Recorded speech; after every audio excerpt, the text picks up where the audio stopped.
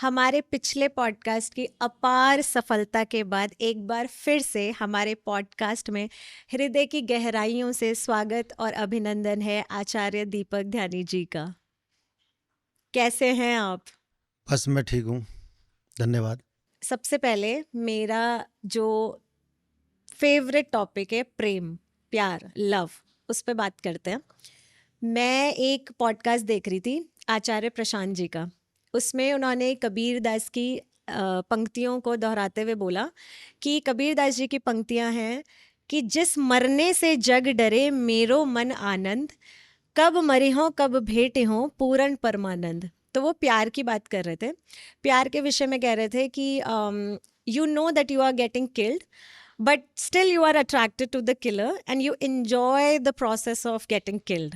तो उन्होंने प्रेम में बोला कि जैसे हम प्रेम देखते ही हैं आजकल कि प्रेम मारता तो है ही, शारीरिक तरीके से नहीं पर मानसिक तरीके से दिक्कतें तो होती हैं, और कुछ लोग जिनको असल में प्रेम है वो उतने ज़्यादा सुखी नहीं हैं। तो आप प्रेम को कैसे देखते हैं? प्रेम होता भी है या जिसको हम अनकंडीशनल प्यार कहते हैं वैसी कोई चीज़ होती है? प्रेम के बारे में कहा जाए तो प्रेम, प्यार प्यार किस चीज़ से होना चाहिए? सबसे पहली बात तो जिस माँ ने हमें जन्म दिया उसके साथ प्यार अलग चीज़ है, पिता का प्यार अलग चीज़ है। बेटी और पिता का जो प्यार होता है वो शब्दों में नहीं लिखा जा सकता। कोई अगर लिखना चाहे तो पिता और बेटी का प्यार, माँ और बेटे का प्यार अलग है। अपनी स्त्री के साथ प्यार, जिसके साथ हमारा संबंध है, उसके साथ जो प्यार है वो एक अलग चीज़ है। तो बहुत गहरी बात है। इस कलिकाल में, इस पूरी दुनिया में यदि अगर भूचाल आ जाए, ठीक, भूचाल आ गया, हम देख रहे हैं, हम मरने वाले हैं, सब के सब, पूरी दुनिया उलट पुलट होने वाली है, उससे कैसे दूर भागा जाए, उस मौत को कैसे आत्मसात अपने सामने रखा जाए कि भाई मैं मरने वाला हूं फिर भी चैन से हूं। वो चैन हमें कहाँ पर मिलेगा? वो प्यार हमें कहाँ पर मिलेगा? वो एहसास हमें कहाँ पर मिलेगा मरने का, और मरने के साथ साथ संबंध का भी? तो जैसे एक छोटा बच्चा मरने के डर से अपनी माँ की गोद में बैठ जाए, वो अगर मर भी जाएगा ना, उसे एहसास नहीं होगा मरने का। इसे कहते हैं प्यार। और प्यार जितना जल्दी अगर बोल दिया जाए तो वो सबसे अच्छा होता है। मतलब जितना जल्दी प्रपोज कर दिया जाए किसी को। प्रपोज करो, बोल दिया जाए, क्योंकि प्यार हमने किया है, उसने किया है कि नहीं किया, वो भी तो जानना है। इसका कोई वो नहीं है। ठीक है, एक फूल है ना, एक फूल को हमने हाथ में लिया, छोटा सा फूल है, उसका वजन है 1 ग्राम। उसी फूल को यदि अगर हम 24 घंटे तक ऐसे हाथ में रखेंगे, वो हमें 24 किलो का लगने लगेगा 24 घंटे बाद। ये प्यार है, ये प्यार की परिभाषा है। और यदि अगर मान लिया जाए आपने किसी से किया है प्यार और आपने उसको बताया नहीं, और सडनली आपको साल भर हो गए, आप परेशान हो, करूं क्या करूं, कैसे बोलूं, ठीक है, उसके लिए बहुत बड़ी हिम्मत भी चाहिए। और सडनली अगर उसने आपको ना बोल दिया, तब आपके सारे सपने धरे के धरे रह जाएंगे। इसलिए प्यार अलग अलग जगह में अलग अलग तरीके का होता है।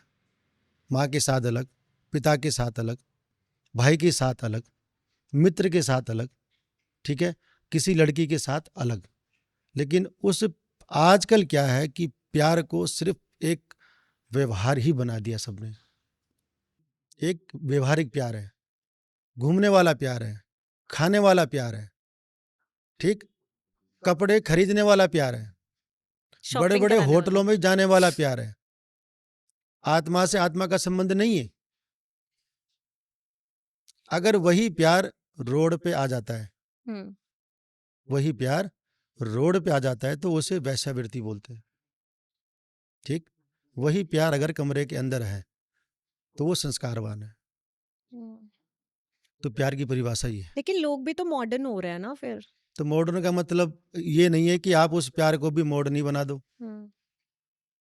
समझ गए? जब तक अन्न धन स्त्री ये तीनों चीजें कमरे के अंदर हैं, हम्म। अदृश्य हैं, तब तक समाज अच्छी तरीके से निकलता है, अच्छे संस्कारों के साथ रहता है। और जिस समय ये अन्न धन और स्त्री पर्दे के बाहर आ जाती हैं, तो समझ लो समाज के बिगड़ने का समय आ चुका है। अन्न धन और स्त्री, पुरुष क्यों नहीं? पुरुष आ सकता है बाहर। पुरुष अगर बाहर नहीं जाएगा तो खाएगा क्या? तो ऐसे तो स्त्री भी जा सकती है बाहर, independent woman like me. Independent होना एक अलग चीज है। उस इंडिपेंडेंट को अपनी आज़ादी ना समझे ना। पुरुष भी अगर जिस दिन आज़ाद हो जाएगा तो वो तो कहीं भी मार देगा मुंह, मारते ही हैं। मारते ही हैं। फिर धर्म दोनों स्त्री और पुरुष के ही द्वारा होगा, अधर्म भी स्त्री और पुरुष के ही द्वारा होगा, इसमें कोई संशय नहीं है। ठीक है ना? तो समाज को बिगाड़ने में, सही राह ले जाने में दोनों का ही हाथ होता है। इसमें आप किसी पुरुष विशेष को या स्त्री विशेष को दोष नहीं दे सकते। कहने का मतलब मेरा ये है ना?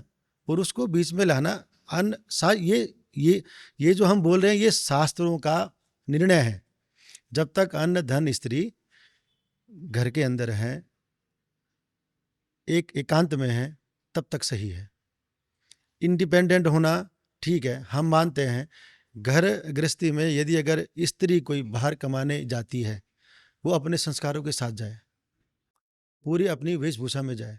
मैंने एक उदाहरण था दिया कि उसी व्यक्ति को काला कोट अगर पहना दिया जाए तो वो लगेगा वकील। उसी व्यक्ति को यदि अगर सफेद कोट दे दें तो वो लगेगा डॉक्टर। उसी व्यक्ति को यदि अगर हम कपड़े फाड़ कर पहना दें तो वो लगेगा भिखारी। इसी प्रकार हर पुरुष भी है और हर स्त्री भी है। पुरुष का क्या मतलब है? जो पुरुषार्थ करने के बाद बनता है उसे बोलते हैं पुरुष। धन कमा के बच्चे पैदा करने के बाद उसे पुरुष नहीं कहा जा सकता। संतान हम देख रहे हैं, कई लोगों की संतानें अच्छी भी हैं, ऐसी बात नहीं है। ठीक? तो तुलसीदास जी ने एक बहुत ही सुंदर बात कही कि पुत्रवती जुवती जग सोई और रघुपति भक्ति जासु सुत होई। मैं पुत्रवती उस स्त्री को नहीं मानता जिसका एक बेटा हो रखा है, नहीं। मैं पुत्रवती उसको मानता हूं जिसके बेटे के अंदर मेरे राम की भक्ति हो। वो क्या है? पुत्रवती कहलाने के लायक है। बेटे तो हो गए 4, ठीक है। एक बेटा शराब के ठेके में जा रखा है, पी के फिट बना हुआ है। एक बेटा जा रखा है जेल, ठीक है। तीसरा बेटा व्यभिचारी में लगा हुआ है। चौथा बेटा जो है धन को लूट कर ला रहा है। व्यभिचारी मतलब एक स्त्री व्यभिचारी से माने दूसरी कि स्त्री एक पे? स्त्री के साथ, दूसरी स्त्री के साथ, तीसरी स्त्री के साथ किसी की जमीन को बेचना। व्यभिचारी माने कि आप स्त्री को ना लाएं। व्यभिचार किसी के भी साथ हो सकता है। धोखा, जमीन को बेचना, किसी की जमीन बेच दी, अंधेरे में बेच दी, ठीक है ना, इसे कहते हैं व्यभिचार, धोखा देना। तो आजकल का समाज इस प्रकार का है। अच्छा, जब आप इतना पुरुष और स्त्री की आपने बात करी तो एक शब्द है ऐसा स्त्री के लिए जो कहते हैं औरत, जिससे मुझे मतलब पर्सनली बहुत ज़्यादा दिक्कत है। औरत जात या औरत ऐसे कहते हैं, और जबकि मैंने ऐसा सुना है कि औरत एक अरेबिक वर्ड है जो औरा से लिया गया है और उसका मतलब होता है अपूर्ण या कोई दोष। हो सकता है कि एशियाई जो कंट्रीज़ हैं उसमें औरत का मतलब स्त्री हो, तो ऐसा है क्या कुछ? औरत शब्द अरेबियन शब्द है, बाहर किसी देश के द्वारा लिया गया है। और इसका अर्थ अगर यदि आप सुनोगे तो मेरे ख्याल से उसके लिए बहुत बड़ी हिम्मत होनी चाहिए। अगर सुनने की इच्छा है तो मैं उसका अर्थ भी आपको बता देता हूँ। आप गूगल में जाकर एक बार देख भी लेना। औरत शब्द का अर्थ होता है गुप्तांग। समझ गए आप? उसका शब्द क्या होता है? गुप्तांग। गुप्तांग।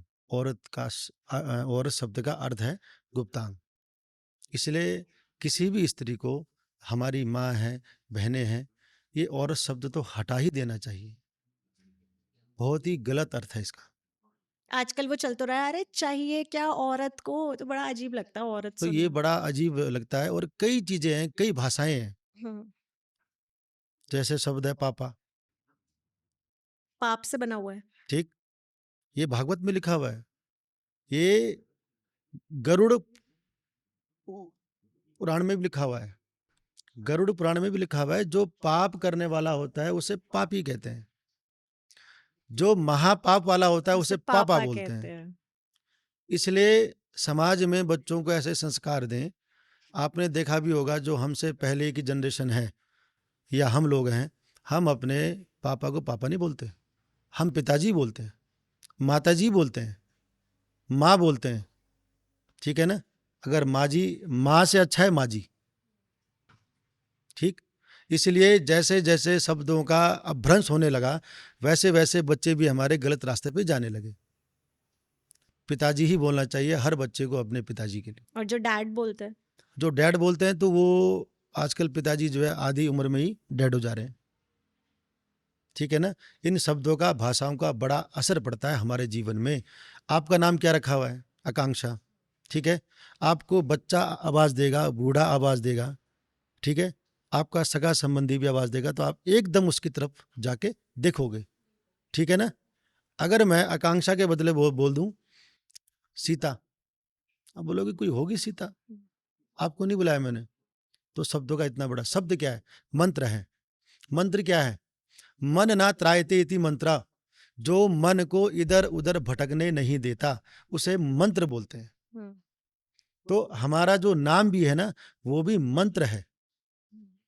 जिस प्रकार हम किसी मंत्र को बोलकर देवताओं को बुलाते हैं, इसी प्रकार हमने आपका नाम भी बोला आकांक्षा।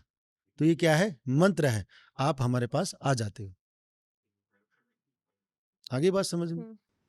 पर कहते हैं कि व्हाट्स इन अ नेम, तो जैसे मुझे तो बड़ा गुस्सा आता है अगर मेरे नाम को कोई आकांक्षा की जगह आकांक्षा या गलत तरीके से लेता है, तो मुझे ऐसा लगता है कि ये मेरा नाम है, ये मेरी आइडेंटिटी है। तो मैं ज़रूर चाहूँगी कि आप मेरा नाम अच्छे से लो, मतलब आकांक्षा बोलो, और आ बोलो, आकांक्षा मत बोलो उसको। और मुझे लगता है कि नाम का भी बहुत प्रभाव पड़ता है हमारे जीवन में। देखो, उच्चारण का, ये तो एक उच्चारण हो गया, ठीक है ना? ऑस्ट्रेलिया, ऑस्ट्रेलिया, ठीक है? भारत, भारत, कई लोग बोलते हैं। तो ये कोश कोश में वाणी और चार कोश में वाणी, तो ये वाणी का इफेक्ट है। तो लेकिन जैसा भी ले रहा है, टूटा फूटा, तो नाम तो आपका ही ले रहा है। आप ही जाओगे उसके पास, अन्यथा और कोई जाएगा नहीं। आकांक्षा ले ले, आकांक्षा ले ले, ठीक है ना? जो शुद्ध हिंदी उच्चारण वाला होगा वो आपका नाम सही से लेगा। जो अंग्रेज होगा वो थोड़ा सा डिफरेंट बोलेगा। जैसे हमारा नाम है दीपक, डी, डी। अगर अंग्रेज को हम बोलेंगे कि दीपक बोलो, तो बोलेगा दीपक। तो ये वाणी का वो है, अपने अपनी भाषा है। अलग अलग जगह जाओगे तो आपको अलग अलग जगह से और अलग तरीके से आपके नाम को वहाँ पर प्रेजेंटेशन किया जाएगा। आजकल जैसे पेरेंट्स नाम रख रहे हैं ना अपने बच्चों के, जैसे हमारे परिवार में ही एक बच्चा है, उसका नाम रुद्र है, बड़ा सुंदर नाम है, शिवजी भगवान के नाम पर उनका नाम है।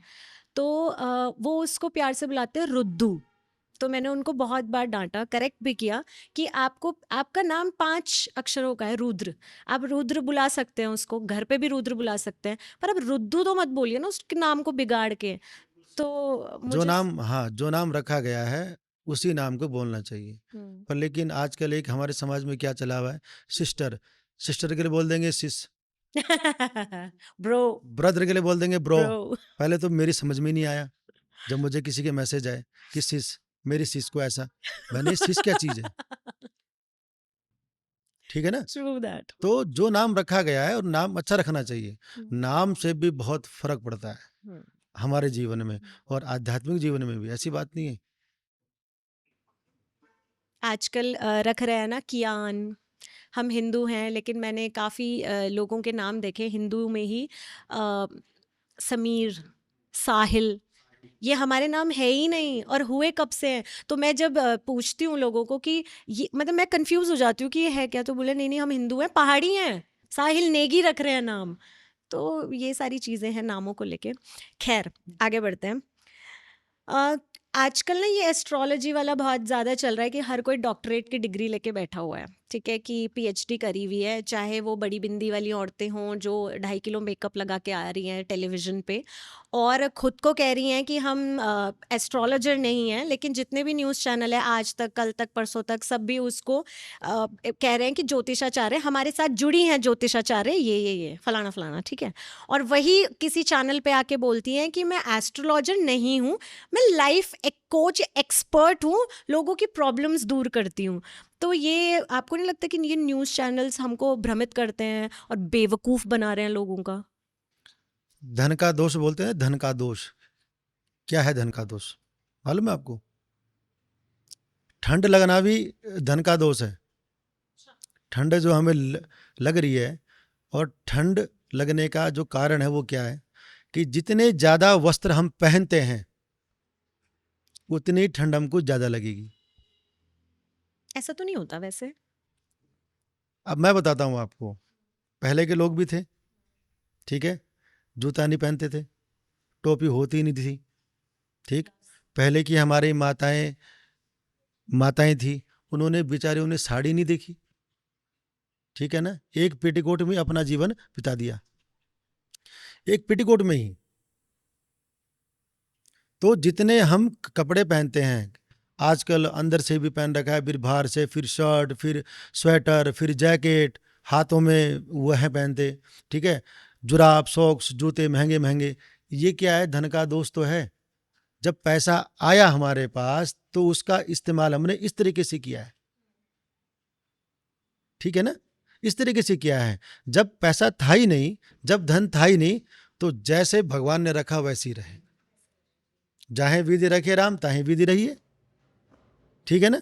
पर लेकिन ये है कि भगवान की न सुनकर हमने अपने ऐसो आराम के लिए अपने को बदल दिया। अब हम परेशान हैं। ये क्या है? धन का दोष है। मैं तो कहता हूं कि धन तो आना ही नहीं चाहिए। जितना कम इंसान के पास रहेगा धन, उतना वो अच्छा सोचेगा, अच्छी नींद भी आएगी और अपना अच्छा आध्यात्मिक जीवन भी गृहस्थी में रहकर जिएगा। कोई भी हो, चाहे आप हैं चाहे मैं हैं। इसलिए ये जो है धन का भी दोष है। धन का दोष तो है ही, और आजकल आपने देखा नहीं है जितना बड़ा आदमी है उसमें उतना ही कर्जा। कर्जा तो होगा ही होगा, क्योंकि उसकी आकांक्षाएं, उसकी ज़रूरतें इतनी हो चुकी हैं। एक गरीब आदमी जब शादी करता है अपनी बेटी की, तो किसी से 1,000 रुपये मांगता है। एक बड़ा बिल्डर अगर कोई अपनी बेटी की शादी करता है तो वो किसी से 1,00,000 रुपये मांगता है। और बड़ा कोई अगर बिजनेसमैन है तो वो अरबों रुपए मांगता है। क्यों? क्योंकि उसे अपना स्टेटस दिखाना है लोगों को मांग कर। समझ गया बात को? इसलिए जो है ये दिखावा भी कुछ हो चुका है हमारे समाज के लिए। तो मैं वापस आना चाहूंगी उसी सवाल पे कि जो ये टीवी चैनल्स दिखा रहे हैं, तो आपको नहीं लगता इनके खिलाफ कार्रवाई होनी चाहिए, क्योंकि लोगों को बेवकूफ बनाया जा रहा है? कार्रवाई क्या होनी चाहिए? मैं आपको यही तो बात समझा रहा हूँ। धन का दोष है। जिस टीवी चैनल वाले ने उनको बुलाया, उन्होंने पैसे दिए होंगे। और यदि अगर मैंने देखा कि मुझे टीवी चैनल वाले नहीं बुला रहे, तो क्या पता मैं उनको पैसे दूं कि मुझे अपने डिबेट में लाओ, है ना। मैं अपने को एक्सपोज करने के लिए पैसे देकर अपने को एक्सपोज करना के लिए मैं उन्हों को वो दूं, ठीक है, पैसे दूं। तो ये सब धन का ही दोष है। किसी को बदलना आपके बस की बात नहीं है। आप किसी को बोलकर नहीं बदल सकते हो। पर फर्क तो पड़ता है लोगों पे उनका। मैं आपको समझा दूं, जब तक नवग्रहों को सही नहीं किया जाएगा तब तक आप किसी को बोलकर समझा ही नहीं सकते हो। जब वो आपके पास बैठेगा ही नहीं। अपने व्यवहार को इस प्रकार से बना दो जैसे एक शहद होता है ना, शहद को आप कहीं भी फेंक दो, मधुमक्खी स्वतः ही उस पर आकर भिन बनाने लगेगी। इतना मीठा अपना स्वभाव बना दो। तो ये जो टीवी चैनल पर आते हैं ये लोग, इनको बोलने का पैसा मिलता है। ये नहीं देख रहे हैं कि हमारे बोलने से समाज में क्या फर्क पड़ रहा है, ठीक है ना। डिबेट, हर चीज का डिबेट हो रहा है, हर चीज का, अंदर से लेके बाहर तक का डिबेट हो रहा है। कई चीज़ें ऐसी हैं वो आनुवांशिक हैं, जो हमें स्वतः ही मालूम हो जाती हैं। शादी के बाद किसी को बोलने की आवश्यकता नहीं है कि जो है बच्चे पैदा इस प्रकार से होते हैं। ट्रू। ये सब पता होता है पहले से ही, लेकिन इसे एक्सपोज नहीं करना चाहिए, क्योंकि बच्चे आपकी वीडियो को छोटे बच्चे भी देख रहे हैं, ट्रू। आपकी वीडियो को आपकी माताजी भी देख रही हैं, आपकी वीडियो को आपके भाई लोग भी देख रहे हैं। ठीक है ना? तो आप जिस जिंदगी से आ चुके हो, उस जिंदगी में क्या अच्छा अनुभव आपने किया है, आप उसका डिबेट कीजिए और आप समाज में अच्छी चीजों को भेजिए। अभी वो वाला एक था प्रसंग, यूट्यूब में देखा था, एंकर हैं, क्या नाम है, शुभांकर मिश्रा जी, सीमा आनंद को बुलाया था शिवा और आनंद जी ऐसी को ऐसी बुलाया था। बातें बोली हैं उस लेडी ने। तो मतलब उस चीज का, उस डिबेट को करने का या उस पॉडकास्ट को करने का क्या मतलब था? आप मुझे मतलब लिख कर दिखाएं। I agree. इसमें क्या, कहाँ तक सात्विकता है? आप यहाँ पर जनरेशन को क्या दिखाना चाहते हो? आप ये बताइए पहले। होठों से होठों को मिला दो, शरीर से शरीर को मिला दो। समझ गया बात? एक पुरुष के अंदर संतान पैदा करने की क्षमता नहीं है, मैं आपको ये बता देता हूं, लेकिन एक स्त्री के अंदर इतनी बड़ी ताकत है, वो बिना पुरुष के भी संतान पैदा कर सकती है, बिना पुरुष के भी। कैसे? उसके पास इतनी विल पावर है, वो कर सकती है। लेकिन ये तो बहुत जैसे मान लिया जाए एक खेत है, हमने उसमें डाल दिए बीज, उसपे कूड़ा भी था, पन्नियां भी थी, कुछ भी था, कुछ बीज होगा जो ऊपर नहीं आएगा, पर लेकिन कोशिश करके वो थोड़ा सा जमीन से 1 इंच ऊपर तो उठेगा ही उठेगा। समझ गए आप? खेत क्या है? वो है जेंट्स। ठीक है ना? पुरुष एक खेत है, हमने उसमें डाल दिया बीज। ठीक है ना? तो बीज तो अपनी ताकत दिखाएगा ही दिखाएगा, हमें खेत की आवश्यकता भी नहीं है। अगर खेत में ना बो के हम किसी छोटे से मिट्टी के जार में अगर उस बीज को बो दें, तब भी वो जो है अपना अंकुर वहाँ पर भी दिखाएगा जरूर। तो बीज पे ताकत होती है, बीज होना चाहिए आपके पास पावरफुल, आपको और किसी की आवश्यकता ही नहीं है। पर ये नॉन प्रैक्टिकल सी बात नहीं है थोड़ी? बिल्कुल नहीं, और ये साबित भी हम करके दिखा देंगे। और क्या, स्त्री की बात की ना मैंने, आजकल जो है स्त्रियों का बड़ा अपमान होता है, केसेस होते हैं, किसी को मार देते हैं, और उसको जो है सिर्फ एक मतलब के लिए रखा गया है। हमने जिस जिस चीज को अपने सामने ठुकराया है, वही चीज आज हम पे भारी हो चुकी है। सपोज महिलाएं, हमारी माताएं बहनें, आज से पहले उनको किसी प्रकार की कोई सुविधा नहीं मिलती थी, गीजर, मकान, चूल्हा, लकड़ियां फूक फूक कर अपनी आजीविका है चलाई। ठीक है? कोई सम्मान नहीं, स्टेज पे तो जाना ही नहीं। और हमने खुद देखा है, हमारे सामने आज से 10 साल पहले जो शादियां होती थी, उसमें माताएं बहनें तो जाती ही नहीं थी, सब पुरुष वर्ग ही रहता था। ठीक? आज वही माताएं बहनें हम पे हावी हैं। तो सही है ये कि गलत है? बिल्कुल सही है, वो हमें सहना पड़ेगा, क्योंकि हमने उनका सम्मान नहीं किया है भाई।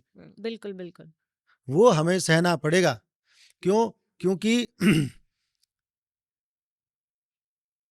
आप जिस चीज को अपने से दूर रखोगे, वो चीज आपको काटने जरूर आएगी। आजकल क्या है, कानून से लेकर हर चीज से लेकर, अगर आप अपनी स्त्री को, अपनी बेटी को, या अपनी किसी भी, एक जो हमारा स्त्री समाज है, अगर आप उसे हाथ लगा देना तो आप सीधा चले जाओगे जेल। और वो सही बात है, क्योंकि अति हो चुकी थी।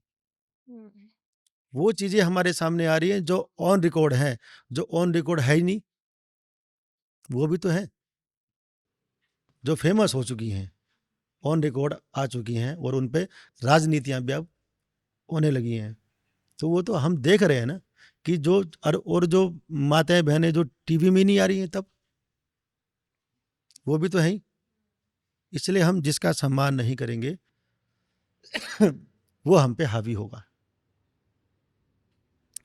अगर कोई स्त्री झूठी ही थाने में जाके रिपोर्ट लिखा दे कि मेरे पति ने मुझे मारा, वो तो गया, है ना, गया ना, इसलिए हावी है।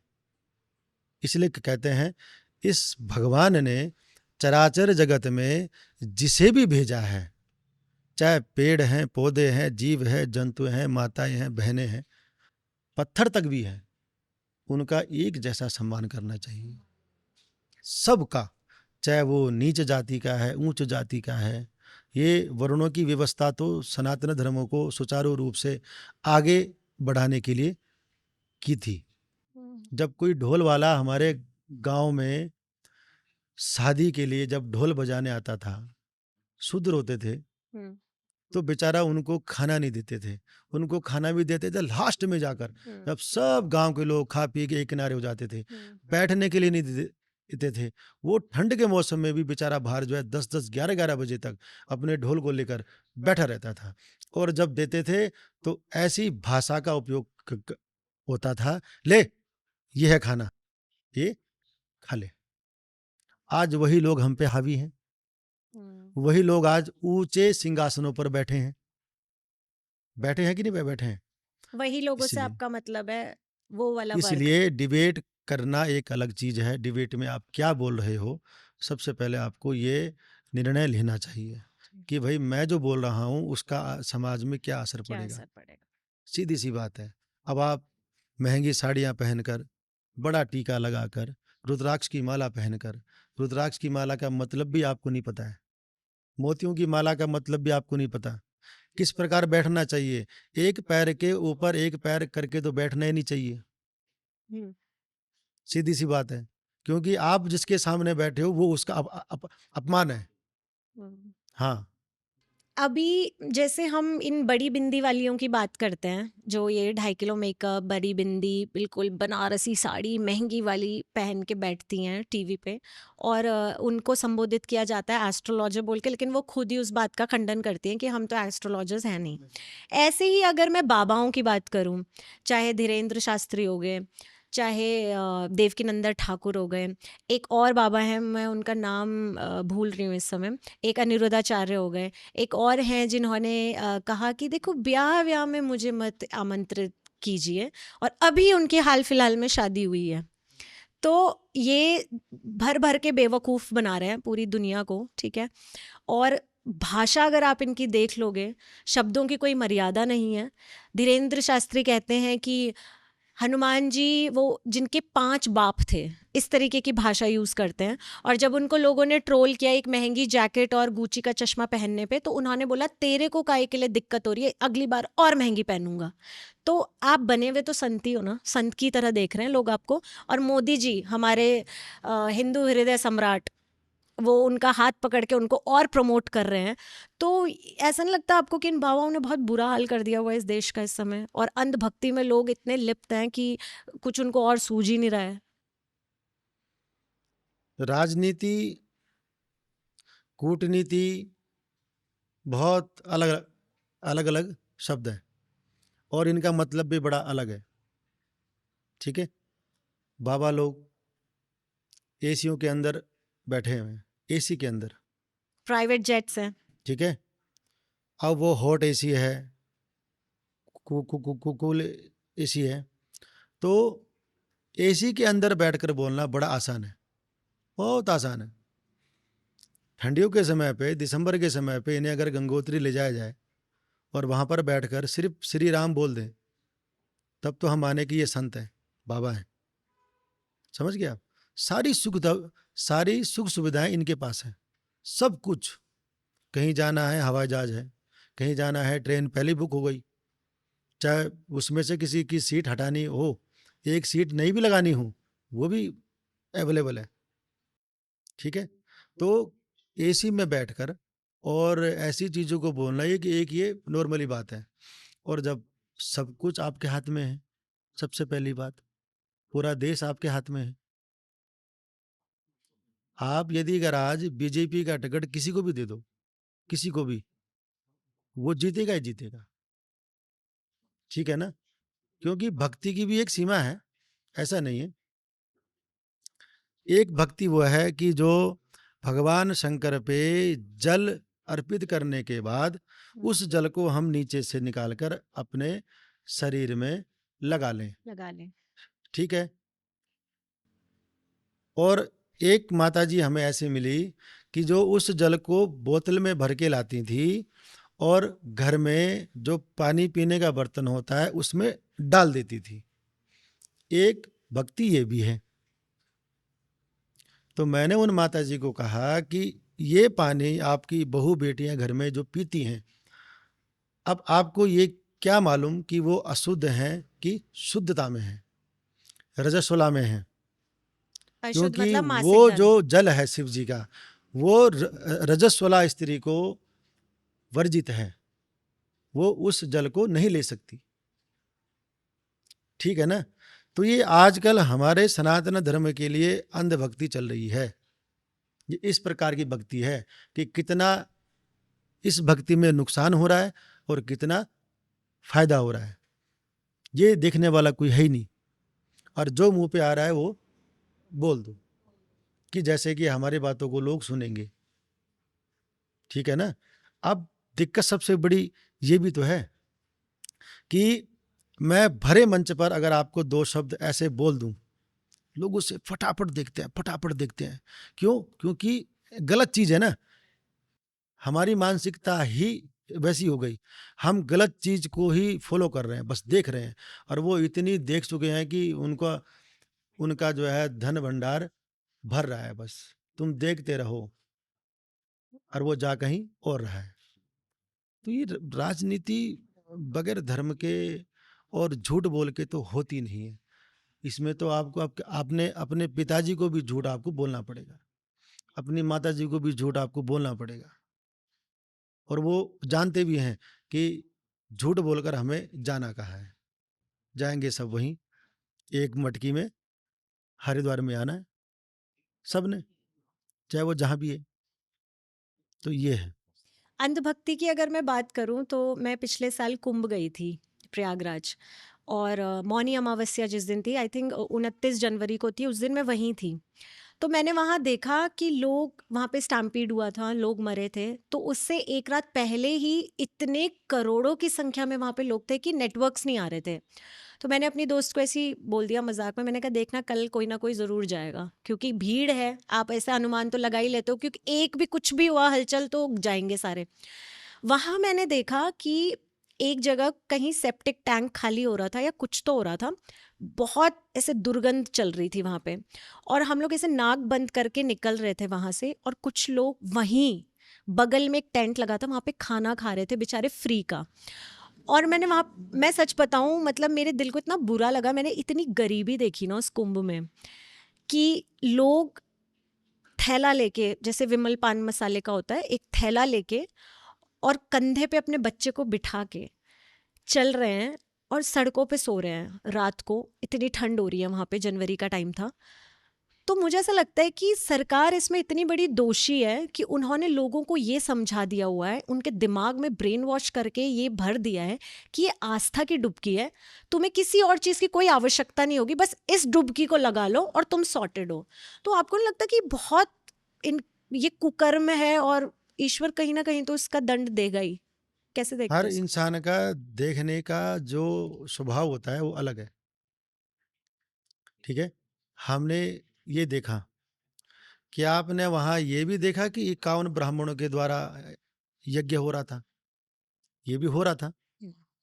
5,000 ब्राह्मणों के द्वारा भी यज्ञ हो रहा था, ये भी देखा हमने। सब कुछ देखा। पर हमें इस चीज से थोड़ा इरिटेट हुआ कि ये क्या है। ठीक है ना? रो, रोडों पे सो रहे हैं, सब जगह सो रहे हैं। और एक कुछ लोग ऐसे भी थे जो हेलीकॉप्टर से स्नान करने के लिए आए, बिल्कुल बिल्कुल बिल्कुल। वीआईपी थे। ठीक है ना? एक भक्ति होती है पंचोपचार, एक भक्ति होती है राजोपचार। राजोपचार माने, अब जैसे हम एक फूल लाकर गंधाक्षत से भगवान का षोडशोपचार कर देते हैं, पूजन, सिंपल पूजन करते हैं। उसमें ना कोई सोना चांदी, कुछ भी नहीं, थाली भी स्टील की है ना, ये सब चीज़ें। अब उसी पूजा को एक करता है राजा, सोने की थाली लाएगा, उसमें रोली, चंदन, टीका, पुष्प, नैवेद्य लगाकर भगवान को अर्पित करता है। ठीक है, तो ये इसी प्रकार का जीवन है कि जो रोडों पे सो रहे हैं बेचारे, वो इतना ही सामर्थ्यवान है, उनका एक ही ध्येय है कि हमने गंगा स्नान करना है, कुंभ स्नान करना है। लेकिन जो हेलीकॉप्टर में आ रहे हैं उनके पास है भाई, वो अपना आ रहे हैं, उड़ के स्नान किया, अपना गए। तो भगवान के दरबार में जाना, गंगा स्नान करने के लिए जाना, क्योंकि पाप होता है ना, पाप किसी भी चीज से हो सकता है, आंखों से, सुनने से, बोलने से। ठीक है ना, हमने हवन किया, यज्ञ है, यज्ञ किया, यज्ञ में क्या पता कई क्विंटलों लकड़ी जलाने के बाद किसी लकड़ी के अंदर कोई चींटी रही हो, हमें नहीं मिली, वो अग्नि में भस्म होगी हमारे द्वारा, वो अज्ञान अवस्था में पाप हो गया। ठीक है ना, तो पाप ज्ञात अवस्था में भी हो सकता है और अज्ञात अवस्था में भी हो सकता है, किसी भी चीज से पाप हो सकता है। और जहां तक आपने मोदी जी का नाम लिया, मोदी जी को तो हम एक बात ये कहना चाहेंगे कि मोदी जी, ये संसार किसी का है नहीं। ठीक, एक राजा को थोड़ा सा नीचे भी देखना चाहिए कि मेरे देश में क्या हो रहा है, क्या हो रहा है, बिल्कुल दिल दुखता बस। है। क्योंकि हम चाहते हैं, ठीक है, आप सनातन धर्म के प्रति जागरूक जब से आप आए तब से लोगों के अंदर थोड़ा सा संस्कार भी आए, अपने त्योहारों को मानने भी आई हैं अग्री, लगे हैं। I agree. ठीक है, पर लेकिन जो आपसे नीचे हैं उनको थोड़ा आप समझाइए।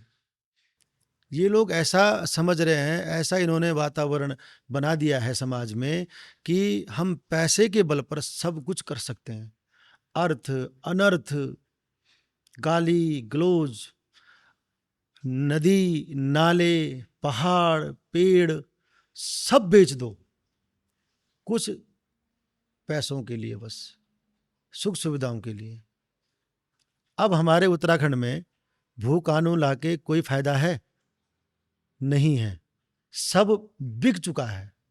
आप चाहकर भी अपनी जल, जंगल, जमीन नहीं बचा सकते हो, ये मैं लिख के देता हूं, आप कहीं के नहीं रहोगे, ये आने वाला समय है। अगर मैं उत्तराखंड के परिप्रेक्ष्य में बात करूं, तो इस समय हमारा उत्तराखंड का पर्यावरण तो रो ही रहा है। इतने पेड़ काटे जा रहे हैं, आपदाओं पे आपदाएं आ रही हैं, और इस सरकार ने ये सोच लिया है कि नाले खाले पहाड़ जल जंगल जमीन सब उनका अधिकार है हर चीज़ पे।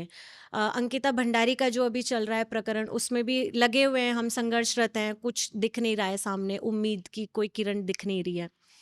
और ऐसा लग रहा है कि जैसे ये अघोषित इमरजेंसी होती है ना, जैसे एक तो घोषित थी 75 में जो हुई थी, अघोषित है, और मतलब डिक्टेटरशिप चलती है ना, जैसे तानाशाही, वैसे चल रही है इस समय। तो क्या जो ये बीजेपी सरकार एक तरीके से राज कर रही है लोगों पे, ये जब हम राजनीति की बात करते हैं तो एक राजयोग की भी बड़ी बात करते हैं हम, तो क्या इनका राजयोग है ये, जो इतना लंबे टाइम तक जो लोग कहते हैं कि कुत्ते को भी टिकट दोगे तो कुत्ते को भी जिता देंगे बीजेपी गवर्नमेंट में? इसे राजयोग नहीं बोलते, इसे भोग योग बोलते हैं। ये भोग रहे हैं किसी ना किसी कारणवश, बस हम ही राज में आए। एक होता है राजयोग, एक होता है भोग योग, ये उस चीज को भोग रहे हैं बस। इन्हें ये नहीं मालूम कि हमारी संस्कृति जा कहाँ रही है। चंद लोगों को बैठाकर सांस्कृतिक प्रोग्राम करके आप अपनी संस्कृति को लाइट में ला रहे हो। नहीं भाई, जब तक मैं अपने उत्तराखंड को नहीं मानूंगा तब तक मैं उत्तराखंड के प्रति कुछ कर ही नहीं सकता हूं, मतलब ही नहीं है। मकर संक्रांति है, मकर संक्रांति में क्या चीज होनी चाहिए।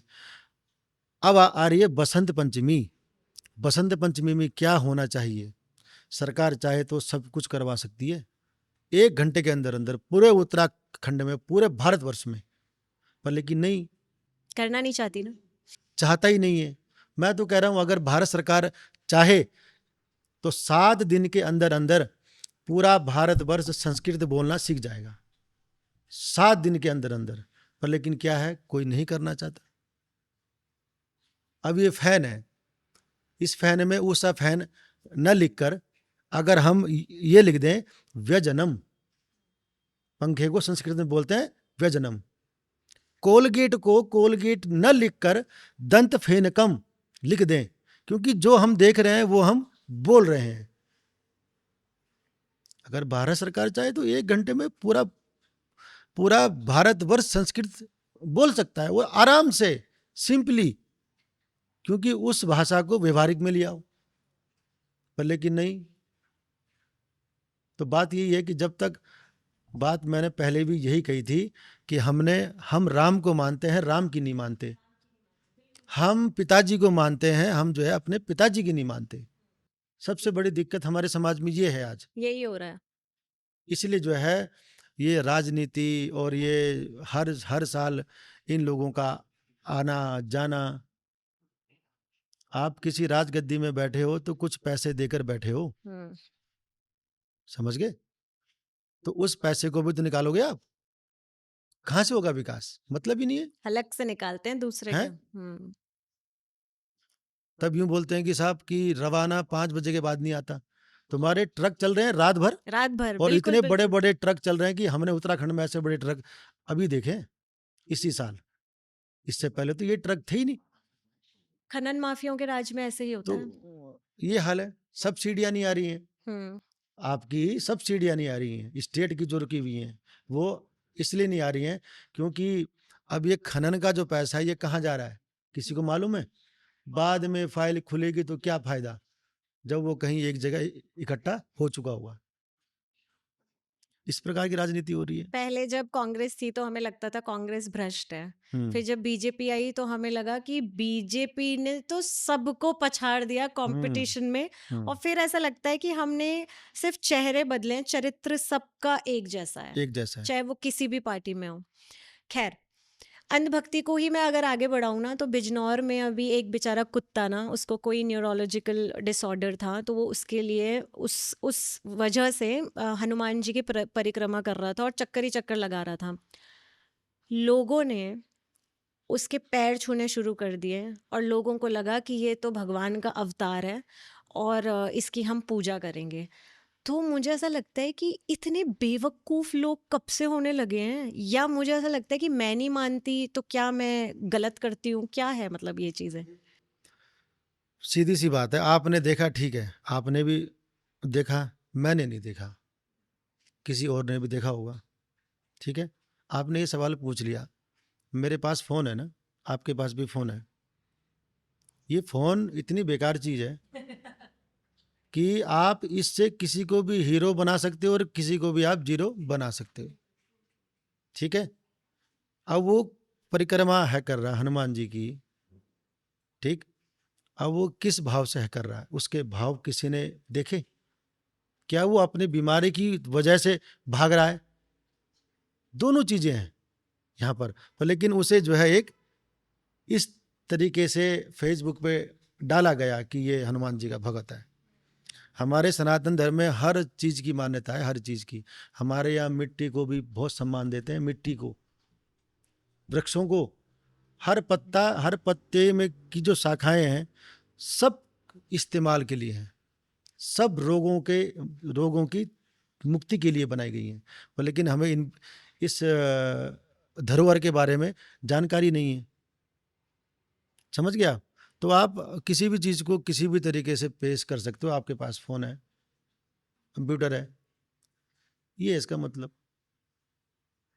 अब वो बेचारा अपनी बीमारी से घूम रहा है और हम उसको मान रहे हैं हनुमान जी का भगत।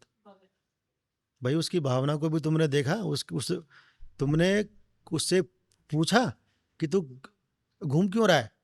पर नहीं, तो ऊपर से ये लिखा कि एक जो श्वान था उसने जो है भगवान जी के चक्कर लगाए। कर रहा है परिक्रमा, तो ये हमारे सनातन धर्म में इसे इसे ही कहते हैं अंधभक्ति। अंधभक्ति जिसका कोई इलाज नहीं है। बल्कि उसको बेचारे को पकड़ के एक किनारे बैठाते, पानी पिलाते, ये घूम क्यों रहा है भाई, बात क्या है? तो कुत्ते की जोने में आकर अगर हनुमान जी के मंदिर के चक्कर काटेगा तो इंसान नहीं बनने वाला। आजकल ना एक सोशल मीडिया पे बहुत ज़्यादा चल रही है चीज़ कि elect a clown expect a circus, ठीक है।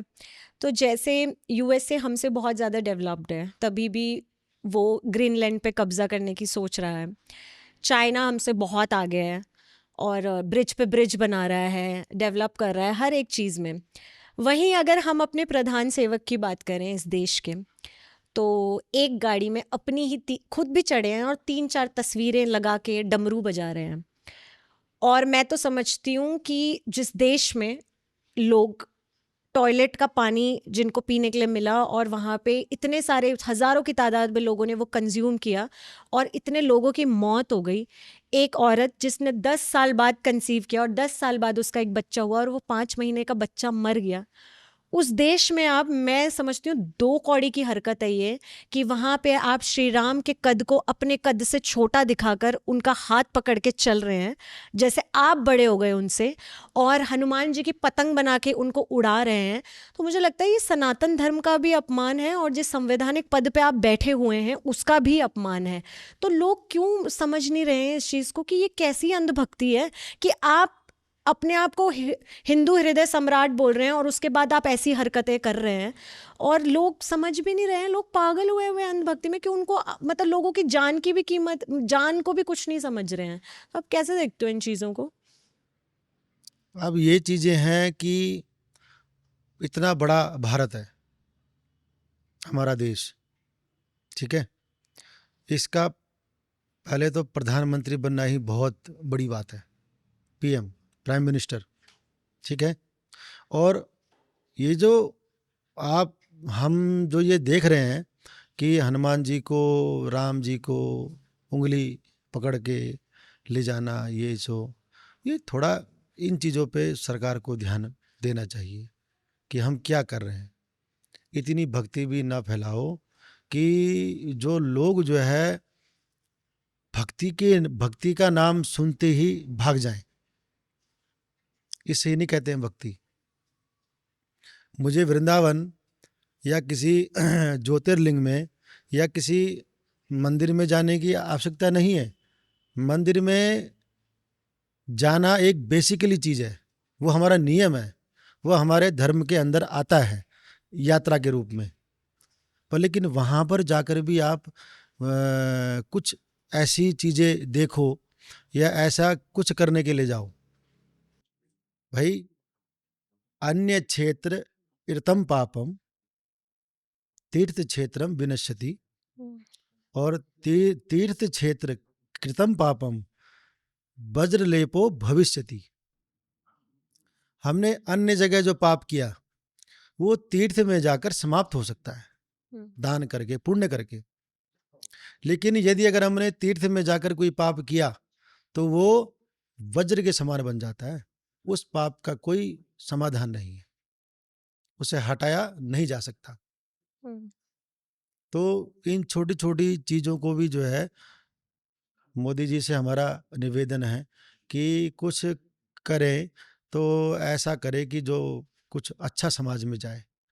हनुमान जी की फोटो, राम जी की फोटो पतंग उड़ा रहे हैं लोग। इन चीज़ों पे आप क्योंकि आप भारतवर्ष में प्रधानमंत्री हैं और आप सामर्थ्यवान हैं, आप सब कुछ कर सकते हैं जब तक आप प्रधानमंत्री हैं। हम तो ये कहना चाहेंगे प्रधानमंत्री जी को बस। और दुर्भाग्य इस देश का ऐसा है कि मैं सनातनी हिंदू हूँ, मैं अपनी तरफ से पूरी कोशिश करती हूँ, मैं सोमवार का व्रत रखती हूँ, मैं हनुमान जी की पूजा करती हूँ, इसलिए मैं मंगलवार और शनिवार को कोशिश करती हूँ कि मैं प्याज ना खाऊं, सात्विक भोजन ग्रहण करूँ। और उसके बाद इस देश में क्योंकि मेरी विचारधारा आपकी विचारधारा से नहीं मिलती तो मैं हिंदू नहीं हूँ, मतलब मुझे अपने हिंदू होने का प्रमाण देने के लिए आपको वोट देना पड़ेगा। तो बहुत दुर्भाग्य है इस देश का, मुझे ऐसा लगता है। और पता नहीं कहाँ जा रहा है हमारा देश, पता नहीं कितने साल पीछे हो चुका है। खैर, दूसरा सवाल मेरा ये है कि एक दिव्य संत की भूमिका में इस समय है सबके प्यारे प्रेमानंद जी महाराज। तो अभी हाल फिलहाल में मैंने ऐसा देखा कि बात पुरानी है पर मुझे अभी पता चली कि उनके पास कोई गया और उसने बोला कि मेरी आसक्ति थी इनसे, आसाराम बापू से। मैंने नाम दीक्षा ले रखी थी, लेकिन जब से उनका वो प्रकरण सामने आया कि उनको जेल जाना पड़ा तो मैं तब से बहुत आहत हूँ और बहुत आघात पहुंचा है मुझे, और अब मैं क्या करूँ। तो मैं शॉक्ड हो गई ये सुन के जो प्रेमानंद जी महाराज ने बोला, क्योंकि मैंने उनसे ये चीज़ एक्सपेक्ट नहीं कर रही थी कि लोग आपको भगवान मान रहे हैं और आप आसाराम को भगवान बता रहे हो, जो कोर्ट से कन्विक्टेड है, अक्यूज्ड नहीं है, साबित हो चुका है। और एक माइनर लड़की के रेप में जिनको अंदर किया गया है, उनके लिए प्रेमानंद जी महाराज ने बोला, मैं पूरा वर्बेटम पढ़ देती हूँ, कि आसाराम मेरे राम हैं, मेरे ठाकुर हैं, वो चाहे माया का खेल खेलें चाहे ब्रह्म का, मेरे लिए वो भगवान है। जेल में है तो क्या हुआ, ठाकुर जी भी तो जेल में जन्मे थे। और उसके बाद उन्होंने बोला ये सब चलता रहता है, भगवान की माया है, अश्रद्धा करने की कहीं भी कोई भी गुंजाइश नहीं है। तो आसाराम को, एक इंसान को आप राम का दर्जा कैसे दे सकते हो? क्या चल रहा है ये? और आप दिव्य संत की भूमिका में हो और आप अगर ऐसा बोलोगे तो समाज में आप क्या मैसेज पहुंचा रहे हो? प्रेमानंद महाराज जी ने, पहली बात तो ये है कि किसी आदमी को या किसी मनुष्य को भगवान पे जोड़ना ये गलत बात है। ठीक है। जो व्यक्ति वो आया था ना महाराज जी के पास, उसको बल्कि ये समझाना था कि भाई गुरु एक अलग चीज है और शरीर अलग चीज है। गुरु को मानो लेकिन शरीर को नहीं। शरीर के द्वारा किया गया अपराध वो अपराध ही माना जाएगा। समझ गया? लेकिन अब भगवान जेल में हुए थे, ठीक है, वो उनकी लीला है। उनकी लीला को आप किसी इंसान पे नहीं थोप सकते हो, या इंसान ने किया हुआ आप किसी भगवान पे नहीं सौंप सकते हो। इसलिए जो है वो थोड़ा सा ये भी मुझे अच्छा नहीं लगा कि आसाराम मेरे राम हैं। तो ये बातें नहीं बोलनी चाहिए थी। और मैं ये भी बताऊं आपको कि जिस संत मत से हम जुड़े हुए हैं, मैं जुड़ी हुई हूँ स्पेशली, उस किताब में, उनकी किताब में साफ तौर पे ये लिखा हुआ है कि अगर आपके गुरु का आचरण कहीं भी गलत होता है तो उस गुरु को तुरंत त्याग दो। बिल्कुल त्याग देना चाहिए शरीर को, गुरु को नहीं। हम्म। गुरु को तो त्याग गुरु को नहीं त्यागना चाहिए। उस गुरु रूपी जो शरीर को हमने माना है, हम्म। उस शरीर को आप त्याग दो। कहने का मतलब उससे थोड़ा सा संपर्क दूर रखिए। लेकिन गुरु तो गुरु ही है जो अंधकार को मिटाता है। हम्म। वो कोई शरीरधारी नहीं है। वो आत्मा को, वो आध्यात्मिक क्षेत्र में एक बिंदु के समान है। जब हम ध्यान लगाते हैं तो एक बिंदु हमारे सामने आता है, वो घूमता रहता है। उसकी उसके अंदर जितना भी आप जाओगे वो आर पार दिखता ही नहीं कभी। हम्म। वो उतना ही बड़ा होता चला हुआ जाएगा, बड़ा होता रहेगा, बड़ा होता रहेगा, बड़ा होता रहेगा। और उसी प्रकार से हमारा ध्यान लगता भी है आध्यात्मिक क्षेत्र में। तो जो महाराज जी की उसमें लिखा है वो सिर्फ शरीर को त्यागने के लिए कहा है। जो गुरु शब्द है, जो गुरु तत्व है, उस तत्व को हम नहीं त्याग सकते। वही हमें आध्यात्मिक क्षेत्र में आगे ले जाएगा। शरीर को त्यागने की बात करी है, गुरु को नहीं। तो इसमें मैं ये मानूं कि आसाराम के शरीर को त्याग दो पर आसाराम को ही गुरु मानो, ऐसा कुछ? नहीं नहीं नहीं नहीं नहीं नहीं नहीं। जो मंत्र दिया है उन्होंने, देखो हमें मंत्र तो किसी ना किसी के द्वारा ही मिलेगा, अपने आप तो नहीं मिल सकता। ठीक है ना भाई? जैसे सडनली मान लिया जाए किसी स्कूल में हमने अपने बच्चे का एडमिशन किया, ठीक, उस स्कूल में अध्यापकों का व्यवहार बच्चों के लिए अच्छा नहीं है, तो हम अपने बच्चे को निकाल कर किसी दूसरे स्कूल में डाल दें, लेकिन स्कूल तो फिर भी बच्चा जाएगा ही, है कि नहीं? इसलिए जो है गुरु को त्यागना और गुरु के शरीर को त्यागना ये इस चीज का उदाहरण है। बच्चे ने अध्यापकों को छोड़ दिया, स्कूल को छोड़ दिया, लेकिन स्कूल जाना नहीं छोड़ा।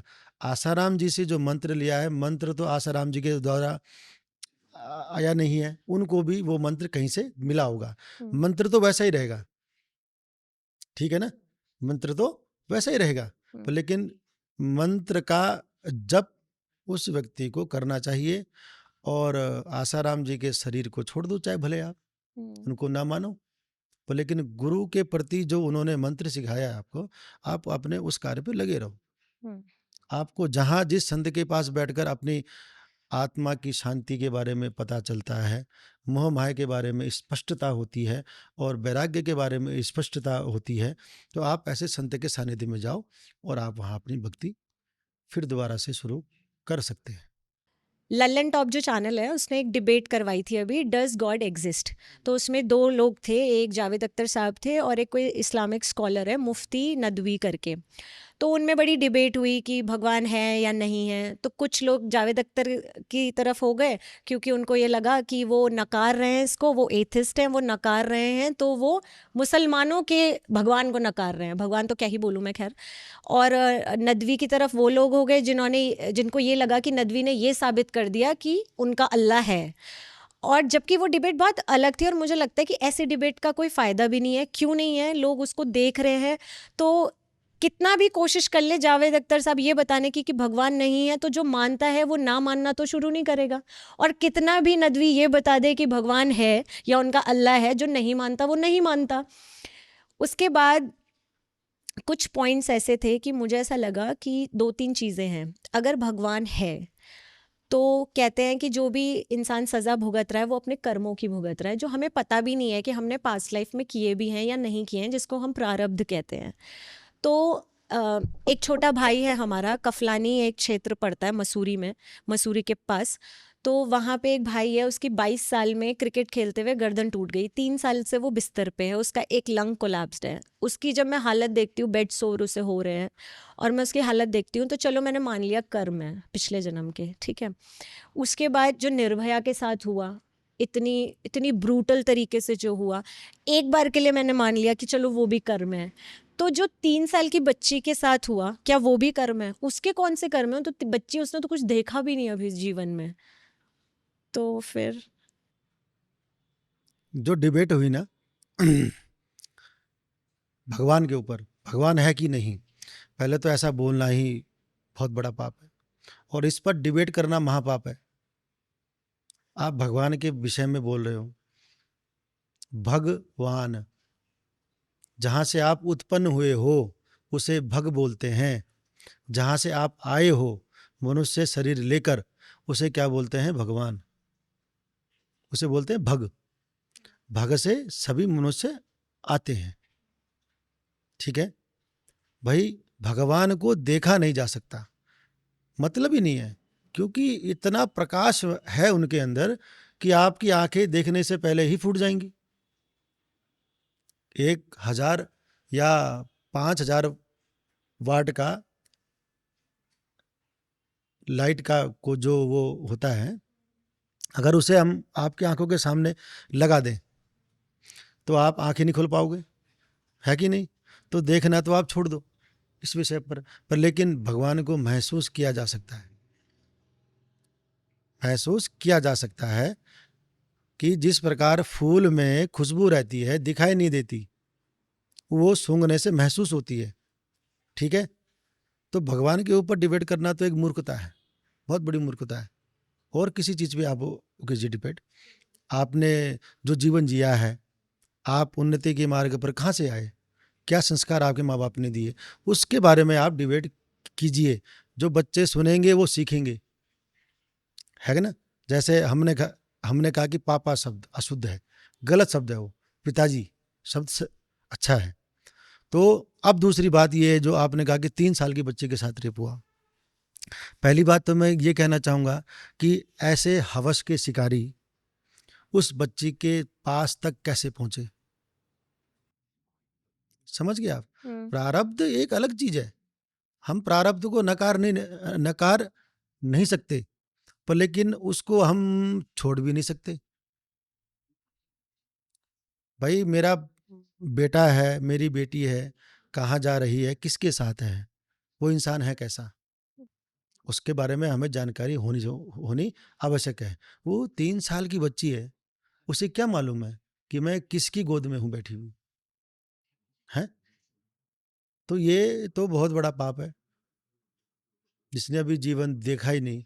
ये कुछ हवस के शिकारी होते हैं जो अपनी हवस मिटाने के लिए इस प्रकार के पापों को करते हैं। अब ये पाप हुआ क्यों? क्योंकि जब पाप को आने का समय मिलता है ना, तो वो कुछ नहीं देखता, फिर शरीर नहीं देखता, उम्र नहीं देखता, हम्म, आने जाने जिस रास्ते वो जाएगा, वो उस रास्ते में चाहे कितनी भी झाड़ियां हैं, वो उस रास्ते को नहीं देखता। हम्म, तो ये इस प्रकार का जो ये 3 साल की बच्ची के साथ रेप हुआ और जिसने किया, मैं कहता हूँ कि उस बच्ची के ऊपर तो चलो वो जैसी भी होगी ठीक होगी, पर लेकिन एक हमारे भारत का जो कानून व्यवस्था है वो सबसे खराब है, बहुत ही लचीली है।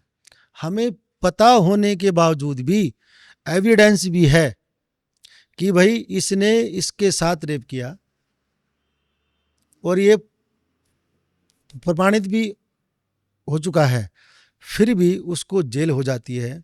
और जेल होने के बाद उसके माता पिता जो भी हैं, वकील, उसकी अर्जी जो है और ऊंचे कोर्ट में जाकर लगा देते हैं। ऐसा क्यों भाई? इसका मतलब तो ये है कि 2-4 आदमियों को मार के जेल जाओ और फिर राजनीति में आ जाओ, क्योंकि पैसा बोलता है। अगर आपके नियम सख्त हैं, आप बाहर जाइए, विदेशों में जाइए, अमेरिका, ऑस्ट्रेलिया, जापान, चीन में अपराध किया है तो सजा उसी समय मिलेगी। ऐसे नहीं कि 1 महीने बाद, 1 हफ्ते बाद, 2 हफ्ते। इसलिए लोग डरते भी तो हैं। इसलिए लोगों के अंदर डर बना हुआ रहता है कि नहीं? पहले जब हम 9 साल के थे, 8 साल के थे, तो हमारे पास खाने के लिए ना पैसे होते थे ना कुछ होते थे, तो हम पिताजी से, माताजी से भी पैसे मांगने में हिचकिचाते थे कि मांगे ना मांगे, क्योंकि यह है डर, क्योंकि मांगने से पहले ही एक झापड़ जो है आ जाएगा पीछे से कि क्यों कैसे। आज के लिए समाज में जितने भी एक्सीडेंट हो रहे हैं, जितने भी ये जो बहनों के साथ व्यवहार हो रहा है, ये क्यों हो रहा है? क्योंकि भाई आपने अपने बच्चे को जरूरत से ज्यादा सुविधा दे दी, वो अभी ना समझ है। एक AK-47 में अगर आपके हाथ में दे दूं, आप उसके बारे में कुछ नहीं जानते, आप उसका गलत ही उपयोग करोगे, सही उपयोग आपको करना आता ही नहीं है, पहली बात। तो इस प्रकार हमारा समाज जो है बिगड़ रहा है। और फिर वही बात बोलूंगा, ये भी धन का दोष है। बच्चे ने अपनी कमाई से कुछ कमाया ही नहीं है, बोला कि स्कूटी दे दो तो स्कूटी दे दी, है ना, हर शख्स सुविधा दे दी। तो जितना आदमी धन के बीच में रहेगा, वो इसी प्रकार का काम करेगा, बलात्कार, हत्या, होटल में जाना, एक्स्ट्रा सर्विस लेना। है, बिल्कुल। ये एक्स्ट्रा सर्विस का क्या मतलब और है? ये बुढ़े बुढ़े हैं, तो इनको। हम्म। एक्स्ट्रा सर्विस किसी आदमी से भी ली जा सकती है, उससे लो ना भाई, स्टाफ में, हमारी बहनों से ही क्यों? और शादी के बाद, तुम्हारी तो शादी हो रखी है, तुमने अपना आधा जीवन, आधे से ज्यादा जीवन आपने अपना जी भी लिया है कि नहीं? भाई हम पे आरोप नहीं लगा, आप पे नहीं लगा, उन्हीं उन्हीं का ही नाम क्यों आया? बिल्कुल बिल्कुल। है कि नहीं? तो अगर धुआं उड़ा है तो कहीं ना कहीं आग तो आग लगी लगी होगी, होगी, बिल्कुल। इसलिए। अगर आप निशुल्क इस समाज को कुछ देना चाहें तो क्या देंगे? बहुत कुछ दे सकते हैं, पर सबसे बड़ी समस्या ये है कि कुएं को कभी प्यासे की जरूरत नहीं पड़ती, प्यासे को पड़ती कुएं की जरूरत। आजकल कई बच्चे हैं, स्कूल्स हैं, जो चीज़ें स्कूलों में सिखाई जानी चाहिए। हमारा बच्चा स्कूल में जाते बोलता है गुड मॉर्निंग सर। भाई जय श्री राम बोल दो, जय सिया राम बोल दो, राधे राधे बोल दो, राम राम बोल दो, प्रणाम बोल दो। प्रणाम बोल दो, कुछ भी बोलो। ये गुड मॉर्निंग क्या है? हम भारत में रहकर अपने बच्चों को अंग्रेज बनाने में लगे हुए हैं। ठीक है, एक तो हम उनको संस्कार देंगे निःशुल्क, इसकी कोई फीस नहीं है, चाहे वो हमसे 10 बार पूछे, उनके माँ बाप आके पूछें पिताजी और माताजी की, पंडित जी क्या करना चाहिए, ठीक है ना। आगे बच्चों को अच्छे जो संस्कार हैं। और आप तो ये बात छोड़ दो, जीते जी तो संस्कार हैं ही। बच्चा जब पैदा होता है उसके बाद हम उसे संस्कार देते हैं, पर लेकिन हमारे 16 संस्कारों में बच्चा जो है माँ के जब पेट में रहता है वहाँ उसके 3 संस्कार हो जाते हैं गर्भ में ही, लेकिन हमें मालूम ही नहीं। गर्भाधान, पुंसवन संस्कार, सीमंतोन्नयन संस्कार, तब उसके बाद बच्चा अपनी माँ के पेट से बाहर आता है। तो इन संस्कारों की जानकारी तो हमें है ही नहीं, इसलिए हम जो है इस चराचर जगत में मनुष्य का जीवन पाकर भी सबसे उत्तम बोला गया मनुष्य जीवन, सब कुछ करने में सामर्थ्यवान होता है। गाय भगवान का नाम नहीं ले सकती, कुत्ता भगवान का नाम नहीं ले सकता, लेकिन मनुष्य ही एक ऐसी दुर्लभ चीज बनाई है कि वो भगवान का नाम ले भी सकता है और दूसरों को ज्ञान दे भी सकता है और ज्ञान ले भी सकता है। तो इसलिए संस्कार, और सबसे पहले आप जब सुबह उठो तो क्या चीज अपने बच्चे के साथ होनी चाहिए, बच्चों को वो संस्कार देने चाहिए। तो मैं तो बोलूँगा कि सबसे पहले संस्कार ही देंगे, क्योंकि संस्कार हमारी संस्कृति, संस्कारों की संस्कृति है भाई, अंग्रेजों की नहीं है। बिल्कुल। आप सुबह उठकर बच्चे को हेलो बेबी, गुड मॉर्निंग, हैं, चलो उठो, हैंड वॉश, पार्टनर्स आपस में एक दूसरे को बेबी बोल रहे हैं, हैं। पति पत्नी जो है आपस में एक दूसरे को बेबी बोल रहे हैं। सोना बाबू। समझ गया आप? एक बहू अपने ससुर जी को पिताजी है बोल रही, पिता एक ही होता है, दो नहीं होते। तो ससुर जी को ससुर जी ही बोलना चाहिए। पर वो तो अच्छी बात है ना कि पापा बोल रही हैं। पिताजी तो बोलना ही नहीं चाहिए, पिताजी तो एक ही है जो थे, जिनको वो अपने मायके में छोड़ के आ चुकी है, उनको ससुर ही बोलेंगे। मानते हैं हम वो भी पिता के समान है, पर लेकिन शब्दों का बड़ा फेर होता है। अगर कोई पूछ ले कि भाई तेरे एक पिताजी के दो हैं, फिर है कि नहीं? इसका मतलब तो ये है कि आप अपने ससुर जी के उम्र दराज लोगों को सबको बोलो पिताजी पिताजी पिताजी। पिता एक ही होता है, ये हर स्त्री को समझना चाहिए, हर बहन को समझना चाहिए।